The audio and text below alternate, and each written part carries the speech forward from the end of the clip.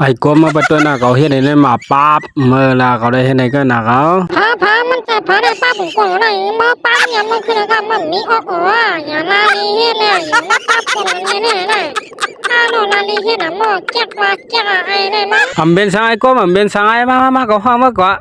โลเอ้มันฮู้วางเป็นเก่าเนาะหังฮู้วางเป็นเก่าได้มันป้าบันเงียบก็นั่นไหน哎呦我的妈！ฮะตะเรียนมากับพูนให้พูนมาดอกหันเลยไอ้นั่นเด่นพงหรือดึงหม้อโลหาลักกินโนมันเขียมนั่นมาก็หาลักกินโนมันน้อยเนาะก็ได้ก็มังกันตั้งเมื่อกะไอ้กวมมหัดก็ไอ้กวมก็ไปลงมามาจุกเปิดตัวไอ้จ้อยกับมังกันตั้งอยู่ว่าโลลักกินนมปีสังได้ว่าไอ้กวมก็ตัวจุกตัวอยู่ไอ้จ้อยไปลงมาหูโต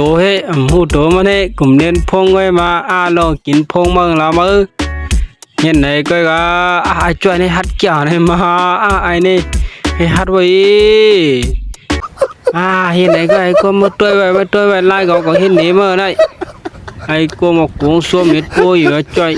คือเสียก็กินอึกมั้งเลยใจน่ะเลยมือออกมาละไอ้ใจพอละมาเหอะไปกำพอกินไปเย่าเลยมองมาไปกำไงก้มกำก็ได้ถึงกำมือเลยกะก็ได้ปั่นมือมาละอยู่ให้ในมันเหมาหูตัวเนี่ยเลยออกขวายาวกะพี่สาวในกลุ่มเด่นพวงไอ้หนูกินพวงไอ้หม้อ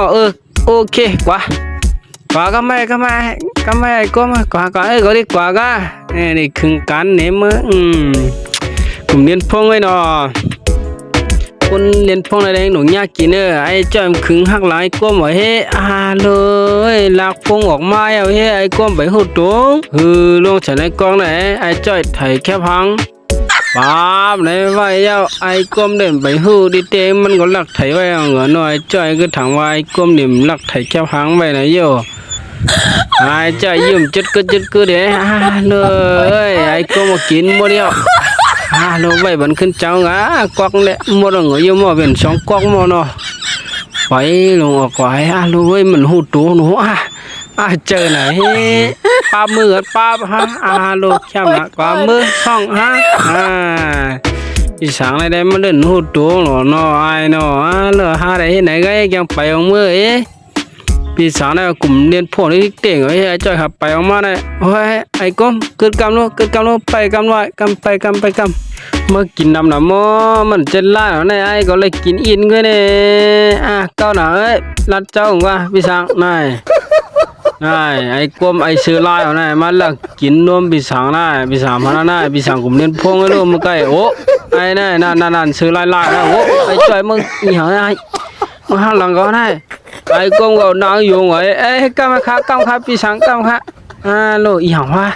ไอ้จ้อยก็ว่านะไอ้ก้มลากพุงออกมานายลูกลักกินกันลูกไอ้จ้อยอ่อนก็เฮ็ด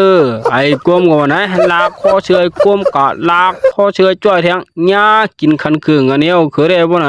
ว่าไหนแล้วไอ้ก้มหาจ้อยหญ้ากินคันค่ะหญ้าพี่สังจันคอเชยค่ะ